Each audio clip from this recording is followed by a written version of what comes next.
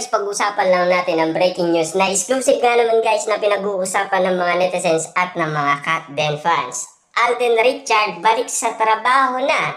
Kat Den itutuloy sa teleserye. Yan kasi guys ang inihintay na update ng mga Dilulo fans.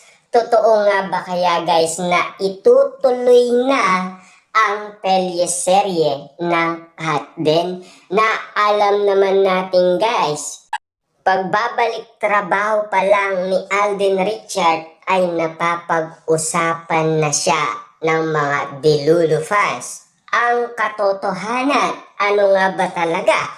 Itutuloy na nga ba ang teleserye or itutuloy nila sa paggawa ng movie?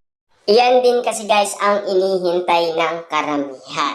Ano nga ba talaga guys ang inihintay natin? Teleserye ba or movie ang iintayin natin guys? Kina Catherine Bernardo at Alden Richard.